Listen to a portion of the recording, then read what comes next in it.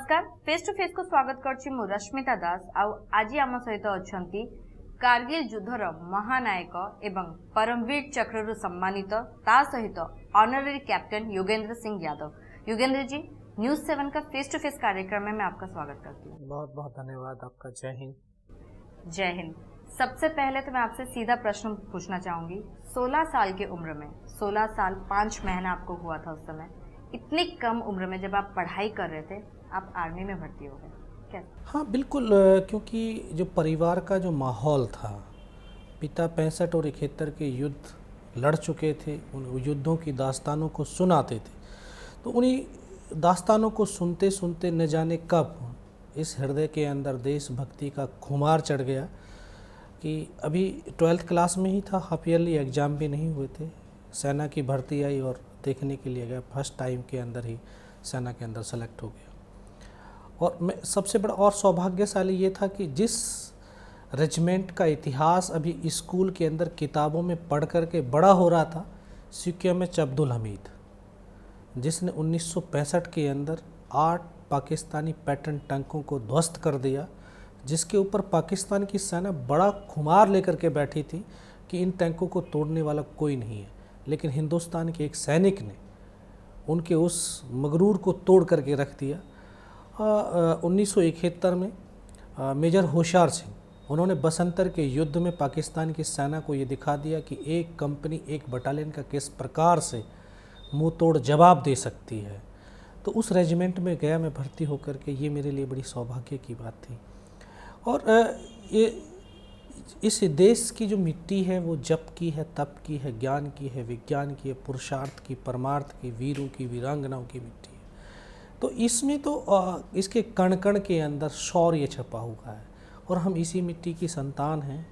इसमें इतने महान पुरुष, पराक्रमी, तपस्वी लोग यहाँ पर रह कर के गए हैं, तो अपने आप में इस धरती पर जन्म लेना ही हमारे लिए परम सौभाग्य है। और सेना के अंदर जा कर के तो और भी जीवन को सार्थक होते हुए देखना हो जाता है कि हम सार्थक हो गए हैं कि देश की रक्षा और सुरक्षा का दायित्व जब एक सैनिक निर्वाह करता है तो उससे और बड़ा सौभाग्य क्या हो सकता है। लेकिन 16 साल की उम्र में आप आर्मी में भर्ती हुए, 19 साल की उम्र में आपकी शादी हो गई और उसी 19 साल की उम्र में आप युद्ध में गए और उसके बाद आपको सबसे बड़ा जो सैन्य का सबसे बड़ा पुरस्कार परमवीर चक्र से आपको सम्मानित किया गया, वो मोमेंट कैसा था? हाँ बिल्कुल, 9 महीने की ट्रेनिंग के बाद, क्योंकि ये जो फ़ौज की जो ट्रेनिंग है वो इस तरह से एक इंसान को, सिविल बच्चे को इस तरह से ढाल देती है, क्योंकि जैसे एक भट्टी होती है जिसमें हम बर्तनों को पकाते हैं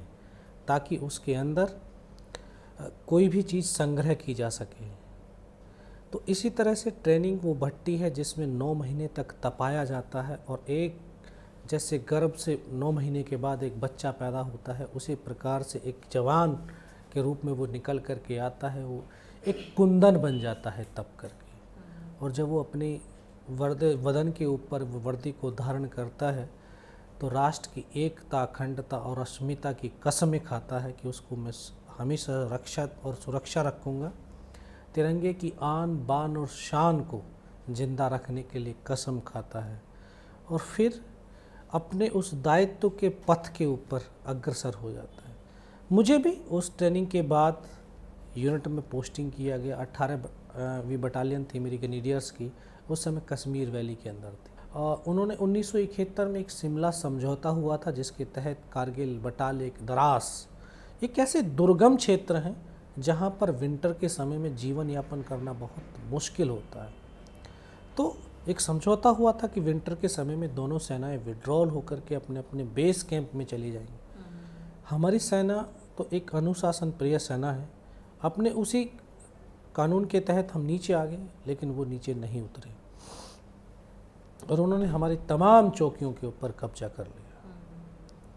फिर जब हमारे जो सिविलियन लोग थे, बकरवाल थे वहाँ के, उन्होंने जब ऊपर की तरफ जा कर के देखा तो वहाँ पता चला कि वहाँ तो फ़ौज बैठी हुई है। फिर नीचे हमारी फ़ौज को बताया गया तो सबसे पहले हमारे जो फ़ौज के कैप्टन सौरभ कालिया, जिनका नाम हम सब ने सुना होगा, जिनके शरीर को छत विछत करके हमें वापस लौटाया गया था, तो उनकी पूरी पेट्रोलिंग को कैप्चर कर लिया गया। फिर उसके बाद पूरी सेना और देश के अंदर एक नया बदले का उबाल जो है पैदा हो गया। और एक एक सैनिक के अंदर वो बदले का उबाल आया। बिल्कुल, एक एक सैनिक के आपके भीतर भी सबके अंदर, जिसने वर्दी पहनी थी उसके अंदर, और पूरा देश एक सेना के साथ खड़ा था और सेना के मनोबल को बढ़ाता जा रहा था। तो वो प्रेरणा थी, हर एक सैनिक अपने साथियों का बदला लेने के लिए तत्पर था। हम अपने उसी लक्ष्य के अंदर लग गए। तो उस समय हम कश्मीर वैली के अंदर तैनात थे। हम कश्मीर वैली से उठा करके हमको द्रास सेक्टर में भेजा गया। तो द्रास सेक्टर में जो तोलोलिंग टॉप है, वो पहाड़ी नेशनल हाईवे 1 अल्फा से बिल्कुल सटी हुई पहाड़ी थी। उसने पूरा नेशनल हाईवे को ब्लॉक किया हुआ था। जो ले वाला क्षेत्र था उसको वहाँ पे सप्लाई ना हो सके, वहाँ पे लॉजिस्टिक सपोर्ट ना पहुँचा सके, तो बिल्कुल ब्लॉक था। उसको खोलना हमारे लिए बहुत चुनौतीपूर्ण टास्क था। तो उसके ऊपर हमने 22 दिन तक युद्ध लड़ा उस तोलोलिंग टॉप के ऊपर। और उस 22 दिन के दौरान हमने 2 ऑफिसर, 2 जूनियर कमीशन ऑफिसर और 21 जवानों को खोया। तब जाकर के 12 जून 1999 को पहली सफलता के रूप में वो तोलोलिंग टॉप प्राप्त हुआ। युगेंद्र जी, जैसे कि आपको परमवीर चक्र भी मिला है, परमवीर चक्र पाने के लिए आपको 17 गोली आपको अपने शरीर पे लेना पड़ा, आपको 17 गोली खानी पड़ी। माँ भारती की रक्षा और सुरक्षा के लिए, उसके आंचल को पावन करने के लिए 17 गोलियां तो बहुत कम है।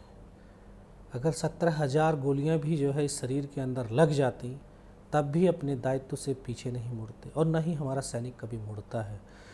सैनिक के अंदर बस एक ही सोच होती है कि उसकी आखिरी सांस तक, और अगर उसके शरीर के अंदर रक्त का एक भी कतरा बच रहा है, तब तक वो अपनी माँ भारती के लिए, उस सरजमी के लिए लड़ता रहेगा। और यही ताकत हमारी सेना और देश को जो है आगे बढ़ाती है। युगेंद्र जी, 4 जुलाई 1999 उस सुबह की घटना के बारे में आपसे जानना चाहेंगे।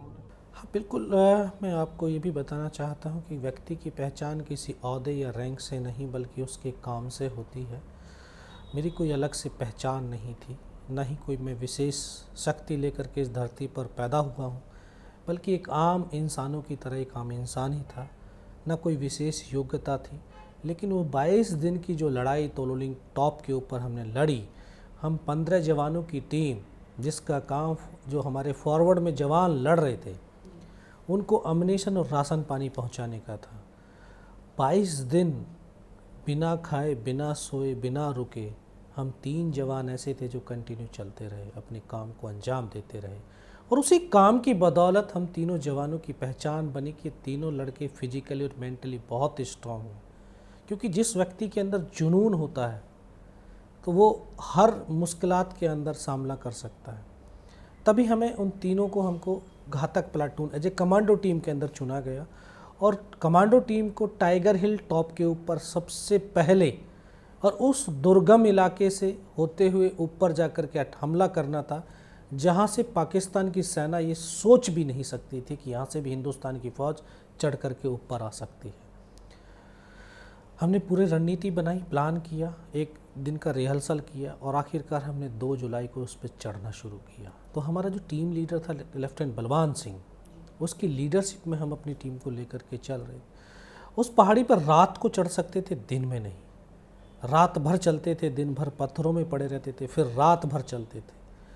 तो इस प्रकार से 2 रात और 1 दिन कि उस कठिन चढ़ाई चढ़ने के बाद दुश्मन के भारी गोलाबारी के बीच से गुजरते हुए -20 डिग्री टेम्परेचर, बर्फीला तूफान, अगर 10 मिनट बैरिक से बाहर खड़े हो जाएं तो चेहरे से खून टपकना शुरू हो जाता है। ऐसी परिस्थितियों में भी हिंदुस्तान के जवानों ने कभी हौसले को कम नहीं होने दिया, बल्कि माँ भारती की जो संतानें हैं, जो उसके देशवासी हैं, वो चैन की नींद सो सकें, बस उसी भाव के साथ में वो बढ़ते रहे। और मुझे याद है कि जब 3 और 4 जुलाई की रात को हम उस कठिन चढ़ाई को चढ़ रहे थे, तभी दुश्मन ने हमारे ऊपर फायर खोल दिया और हम 7 जवान चढ़ पाए थे, बाकी को चढ़ने नहीं दिया। और 8-10 मीटर का प्लेन स्पेस था। हमारी मुठभेड़ शुरू हुई। 4 पाकिस्तानी सैनिक थे सामने। हमने उनके ऊपर आधाधुंध फायरिंग किया और उन चारों को मार गिराया। वहाँ से जो टॉप था टाइगर हिल, वो 50-60 मीटर रहा होगा। उन्होंने देखा कि हिंदुस्तान की फ़ौज यहाँ तक पहुँच गई है। इतना ज़बरदस्त हमारे ऊपर फायरिंग किया कि हम ऐसी परिस्थिति में थे कि एक कदम आगे रखते हैं तब भी हमारी हेड शूट है और एक कदम पीछे रखते हैं तब भी हेड शूट है, यानी मरना निश्चित हो गया था। फिर हमने सोचा मरना ही तो है, मरने से पहले जितने ज़्यादा से ज़्यादा हम मार सकते हैं हम मारेंगे। इसी सोच के साथ फिर हम आगे की तरफ दौड़े, रेंगते हुए उनके बंकर में जा घुसे, उनकी डेड बॉडी को बाहर निकाल करके फेंका और 5 घंटे तक हम उनके बंकर से फायर करते रहे। पीछे से कोई सपोर्ट नहीं था, चारों तरफ से कट ऑफ हो चुके थे, गिर चुके थे। बस यही था कि हम जब तक सांस है इस सरजमी को हमसे कोई नहीं ले सकता। 1000 फीट ऊंची पहाड़ जो टाइगर हिल्स की बात कर रहे हैं, उस समय आप जख्मी भी हो गए, आपको गोली भी लगा और 60 मीटर आपको ऊपर भी चढ़ना था। उसी हालत में, उसी अवस्था में आप ऊपर भी चढ़े। हमारे बिल्कुल नज़दीक आ चुके थे, चारों तरफ से हम घिर गए थे। और वो एक ऐसा पल था, ऐसा मंजर था कि एक ही पल के अंदर जो है सब कुछ ख़त्म हो गया। क्योंकि मैं देखा हूँ कि एक मेरे ठीक सामने बैठा हुआ था, मेरे खून बह रहा था यहाँ से। मैं उनको बोला फर्स्ट एड कर दो। वो अपनी फील्ड पट्टी निकाल करके उनका हाथ यहाँ तक पहुँचा था, यहाँ पे गोली लगी। इधर से खून की फुहार छूटती हुई पीछे की तरफ लेटता हुआ चला गया। बगल में बैठा है साथी, उसको मैं बोला यार सर को तो गोली लगी है। उसको भी सीने में ब्रस्ट लगा, वो भी आकर के मेरी गोद में लेट गया। 3 और अलग थे, वो उनके भी जो है सीने और सर के अंदर गोली लगी। तो उनको लगा कि यार इस सब कुछ ख़त्म हो गया है। उनका एक कैप्टन था, उसने बोला इनको रीचेक करो, इनमें से कोई जिंदा तो नहीं है। तो फिर उनके जो पाकिस्तान के सैनिक हमारे जो जवानों के शरीर के अंदर ये गोलियां मार करके चेक कर रहे थे कि इनकी सांसें तो नहीं चल रही हैं, जिंदे तो नहीं हैं। तो मैं देख रहा हूँ कि जब सामने वाले को मारा उसकी डेड बॉडी ऐसे उछलती थी, ऐसे उछलती थी। तो मुझे भी फर्स्ट में यहाँ पे ब्रस्ट मारा, फिर जांघ में, नीचे पैर में, 3 जगह पे मारा। मैं देख रहा हूँ कि धुआं निकल रहा है, लेकिन उस गोली की पीड़ा को चुपचाप पड़ा सहता रहा। फिर ये यकीन किया, ये विश्वास किया कि अगर इस सर और सीने में गोली नहीं मारी, हाथ पैर दोनों ही काट करके ले जाए, मैं उफ तक नहीं करूँगा और मैं ज़िंदा भी रहूँगा। और उसी विश्वास की खातिर आज मैं बैठा हुआ हूँ। फिर उनके काफ़ी देर के बाद बहुत उन्होंने यातनाएं दी, बूट की ठोकरें मारी, गालियाँ दी, पत्थर मारे हमारे बॉडियों के अंदर। फिर काफ़ी देर के बाद उन्होंने बोला कि इनके वेपन उठा लो। तो उनका एक जवान आकर के दोबारा से गोलियां मार रहा था, एक वेपन उठा रहा था। तो फिर भी उसी रोटेशन से उसने गोली मारी, फिर भी मेरी बाजू में, पैर में गोली मारी। और जब एक कदम आगे गया तब उसने राइफ़ल सीने की तरफ करी, तब लगा यार अब नहीं बचूंगा। कहते हैं कि जाको राखी साइयाँ मार सके ना कोई। तो पैंट फट गई थी पहाड़ियों में चलते चलते। तो यहाँ पे पर्स रखा था, उसमें कुछ 5-5 रुपए के सिक्के पड़े हुए थे। बस परमात्मा को बचाना था, माँ भारती को कुछ और कराना था। तो वो सिक्के भी इकट्ठे रखे थे। जब गोली लगी तो जाकर के सिक्कों से टकराई और रिकोचित हुई। मुझे लगा कि मैं अब मर गया हूँ। पाकिस्तान का दूसरा जवान आया, उसने आकर के मेरा AK-47 उठाया, वापस चला गया। तो तब शायद उसका पैर मेरे पैर से टकराया होगा, तो तब मुझे चेतना आई। मुझे लगा यार मैं तो जिंदा हूँ। तब मैंने अपना ग्रेनेड निकाला और उसके ऊपर ऐसे फेंका। तो कोट के अंदर हुड लगे हुए थे, हुड के अंदर वो ग्रेनेड गिरा। जब तक वो ग्रेनेड को निकाल पाता, ग्रेनेड फट गया, उसका यहाँ से पूरा सर उड़ गया था। वो हमारे ऊपर आकर के गिरा। तो वो गिरते ही जो धमाका हुआ, बाकी जो पाकिस्तान के जवान थे उनमें खलबली मची कि इनमें से कोई जिंदा है। कुछ बोले जिंदा नहीं, नीचे से फोर्स आ गई है। तो दोनों हाथों से राइफ़ल को उठाने की कोशिश करी, लेकिन ये हाथ तो हिला ही नहीं, क्योंकि इस हाथ की पूरी हड्डी निकल के बाहर थी। एक हाथ से राइफ़ल को उठाया, वहाँ से 3-4 पाकिस्तानियों को मारा, फिर इसी हाथ से पलटा खाया, दूसरे पत्थर से, तीसरे पत्थर से, 3-4 जगह से फायरिंग किया। तो उनका जो मोमेंट था, उनकी जो एक फोर्स थी वो टूट गई। वो वहाँ से भाग खड़े हुए। मैं 3-4 मीटर रेंगता हुआ घिसटता हुआ आगे गया। आगे जाके देखता हूँ तो सामने उनका लंगर चल रहा है, उनके लिविंग टेंट लगे हुए हैं, उनके हैवी वेपन का डिप्लॉयमेंट है। वो सब कुछ वहाँ से देखा, क्योंकि जहन के अंदर उस समय एक ही पागलपन था, एक ही सोच थी, अपने साथियों को बचाना, नीचे वाले अपने पोस्ट को बचाना। फिर मैं घिसटता हुआ रेंगता हुआ अपने साथियों तक आया, तो तब मुझे लगा यार हो सकता है इनमें से कोई जिंदा होगा। आकर के देखा किसी का पूरा सर फटा हुआ बाहर था, किसी के पूरे फेफड़े निकले हुए बाहर थे। 2.5 साल की उम्र, 2.5 साल की जो है सर्विस और 19 साल की उम्र, न तो उम्र का तजुर्बा न सर्विस का अनुभव, चारों तरफ बर्फ़ ही बर्फ़, पहाड़ ही पहाड़, ये भी पता नहीं जाऊँ तो जाऊँ कहाँ। और अपने साथियों की इस तरह की छत विछत बॉडीज़ को देख कर के बहुत देर रोया बैठ कर, बहुत देर रोया। फिर रोते रोते अपने आप को संभाला। हाथ की हड्डियां जब आपस में टकराने लगी तो असहनीय पीड़ा होने लगी। इस हाथ को ऐसे बांधने की कोशिश करी लेकिन बंधा नहीं, लगा कि कट गया है, तोड़ करके फेंक देता हूँ। तोड़ने की कोशिश करी, नहीं टूटा। फिर इसको उठा करके कंधे पे पीछे कमर पे डाला, बेल्ट में फंसाया और फिर नीचे लुढ़क करके गया। तब अपने साथियों को सूचना दी। वहाँ तक मुझे होश था। फिर उसके बाद डॉक्टर ने कौन सा इंजेक्शन लगाया फिर मुझे पता नहीं। फिर तो 3 दिन के बाद होश आया कि जब वो देखा कि ऊपर पंखा चल रहा है, तभी पता चला कि हाँ उसी रात को दोबारा से फिर हमला हुआ और उस टाइगर हिल, ऐतिहासिक टाइगर हिल के ऊपर हमारा भारत का तिरंगा फहरा दिया। एक तरफ परिवार, दूसरी तरफ भारत माता, क्या चल रहा था उस समय आपके? उस समय एक सैनिक के लिए परिवार कोई मायने नहीं रखता, उसका देश उसके लिए सर्वप्रथम होता है। क्योंकि अगर उसका देश सुरक्षित है तो उसका परिवार भी सुरक्षित है।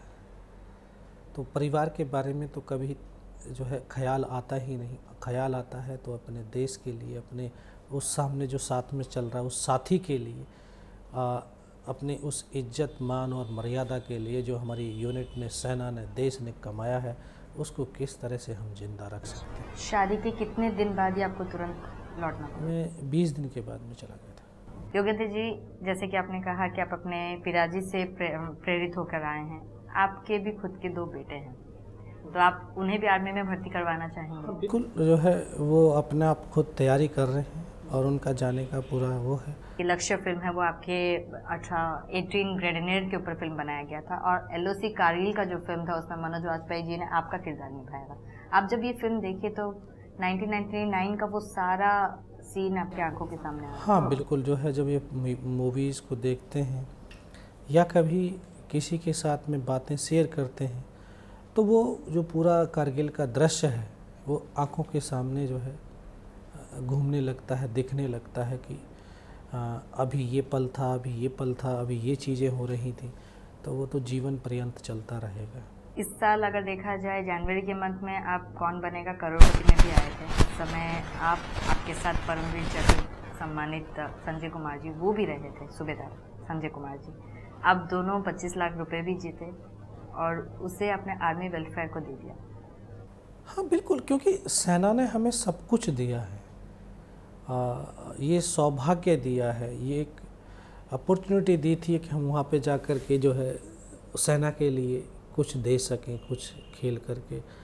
तो ये तो हमारा सौभाग्य था कि हम तो देश के लिए लड़े भी और अंत में पैसे भी देश के लिए ही दे दिया। तो देश ही तो सब कुछ है, हमारी पहचान इस देश से है, इस मिट्टी से है।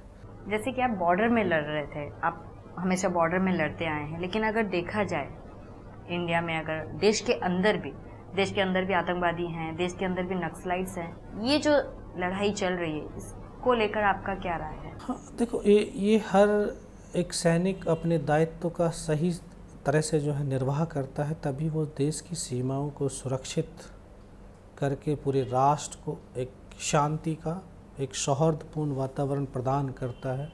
और हर एक संस्था, हर एक इंसान अपने अपने दायित्व का निर्वाह करना शुरू कर दे तो शायद हम बहुत सारी समस्याओं का खुद स्वयं समाधान भी कर सकते हैं। हम अधिकारों के लिए लड़ते हैं कि हमारा ये अधिकार है, लेकिन हम कभी ये नहीं लड़ते हैं कि हमारे ये दायित्व हैं। आपको जितने अधिकार दिए गए हैं उससे ज़्यादा जो है आपके दायित्व दिए गए हैं। तो जिस दिन दायित्व के लिए लड़ाई शुरू हो जाएगी उस दिन हमारे जो है ना सारी समस्याओं का, ये नक्सलाई सब कुछ समाप्त हो जाएगा। सिपाही जैसे जब आप आर्मी में ज्वाइन करते हैं आपको प्रण दी जाती है, तो वो प्रण ही आगे चलकर मतलब वो प्रण सिर्फ प्रण तक रहता है कि आगे यहाँ से आपकी जीवन शुरू होती है? जिस दिन वो सेना के अंदर कदम रखता है उसी दिन, देखो ये एक प्रत्यक्ष से दिखाया जाता है कि इस पे कस्में खाई जाती हैं। लोग तो जो है ना गीता पे हाथ रख कर के भी कस्में खाते हैं लेकिन झूठ बोलते हैं। लेकिन एक सैनिक उस दिखावटी कसम नहीं खाता, वो अपने मन और मस्तिष्क से कसम खाता है, अपने हृदय से कसम खाता है कि जब तक उसकी सांस है तब तक वो अपने राष्ट्र को ना झुकने देगा ना रुकने देगा। और यही उसका होता है कि सांस चले न चले, लहू बहे तो बहे, बोला मेरा राष्ट्र चलना चाहिए, मेरा राष्ट्र बढ़ना चाहिए। और इसी सोच में लोग कहते हैं कि यार ये हमारा देश है, ये हमारा देश है।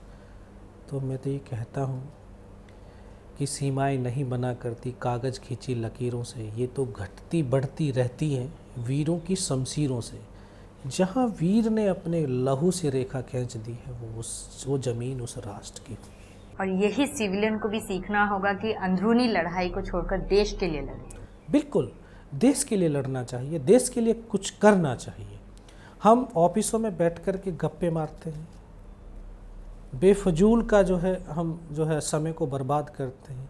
हमें समझना चाहिए, सोचना चाहिए कि इस धरती के ऊपर सबसे सुंदर जीव जो है वो इंसान है और एक समय के लिए आया है। जैसे गेम खिलाड़ी के लिए एक गेम का समय निर्धारित है, वैसे ही हमारे जीवन का भी समय निर्धारित है। एक एक पल जीवन का बहुत महत्वपूर्ण है और उस समय को गंवाए नहीं, बल्कि उसको राष्ट्र हित में, लोक हित के अंदर और इंसानियत को आगे बढ़ाने में, उनकी सेवा भाव में अगर हम लगाते हैं तो शायद इस धरती पर आना हमारा सार्थक हो जाए। योगेंद्र जी, जैसे कि सैनिक जब वो देश के लिए लड़ते हैं, अपना कतरा कतरा वो कुर्बान करते हैं देश के लिए, और काफ़ी हमारे शौर्य पुत्र वो शहीद भी हुए हैं। मैं आपसे ये जानना चाहूँगी, जैसे कि अगर हम लोग मनोरंजन की बात करें या फिर स्पोर्ट्स की बात करें, गेम्स की बात करें, तो उसमें अगर कोई विजेता होता है या कुछ होता है तो सरकार करोड़ों रुपए दे देती। लेकिन जब एक सैनिक शहीद होता है उस समय उनके परिवार के लिए जो राशि दी जाती है, आपको लगता है कि वो उतनी सफिशिएंट है उन लोगों के लिए? वैसे तो एक सैनिक जो है कभी किसी चीज़ की इच्छा रखता ही नहीं है, निस्वार्थ भाव से काम करता है और अपने प्राणों का खुशी खुशी जो है अपने राष्ट्र के लिए कुर्बान कर देता है। हाँ, एक होता है कि यार एक सैनिक अगर शहीद होता है तो उसके परिवार को कम से कम 1 करोड़ की धनराशि और उसके परिवार को एक सरकारी जॉब ज़रूर मिलनी चाहिए, ताकि जो उसके पड़ोस में, उसके मोहल्ले में, उसके गांव का, शहर का जो एक यूथ है वो देख रहा है कि एक शहीद का सम्मान प्रदेश और देश किस प्रकार से कर रहा है, तो वो एक आइकॉन बनता है यूथ के लिए। तो इससे ज़रूरी है कि जैसे आज ये तटीय क्षेत्र है हमारा, उड़ीसा है, बंगाल है, यहाँ लोगों के अंदर एक जोश है, एक जुनून है, लेकिन जब वो अपने उन शहीद परिवारों को एक तरफ देखते हैं, उनकी दुर्दशा को देखते हैं, फौज तो अपने स्तर से बहुत कुछ करती है, लेकिन एक राज्य सरकार और देश की सरकार को भी जो है ना करना और सोचना जरूरी है। आपसे लास्ट क्वेश्चंस पूछना चाहूँगी। जो यूथ हैं आजकल के यंगस्टर्स काफ़ी पढ़े लिखे भी हैं और उनका जो ऑक्यूपेशन का चॉइस होता है वो ये चाहते हैं कि कोई डॉक्टर, कोई इंजीनियर बाहर जाके जॉब करें, तो उन ऐसे यूथ से आप क्या कहना चाहेंगे? देश के यूथ से आप क्या कहना चाहेंगे? मैं देश के यूथ को ये कहना चाहूँगा कि देखिए, अपने हमें जीवन दिया इस धरती ने, हम कर्जदार हैं इस धरती के। तो हमें, अगर आप डॉक्टर बनना चाहते हैं बनिए डॉक्टर, इंजीनियर बनना चाहते हैं बनिए इंजीनियर।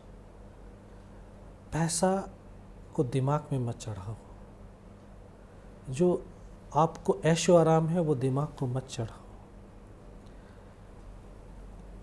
धरती को, इस सरजमी को, इस माँ भारती की तरफ जरा सोच करके देखो कि आपको सब कुछ सुविधाएं प्रदान की हैं, आपको इस काबिल बनाया है कि आप कुछ कर सकते हैं, तो क्यों ना इसके लिए करें।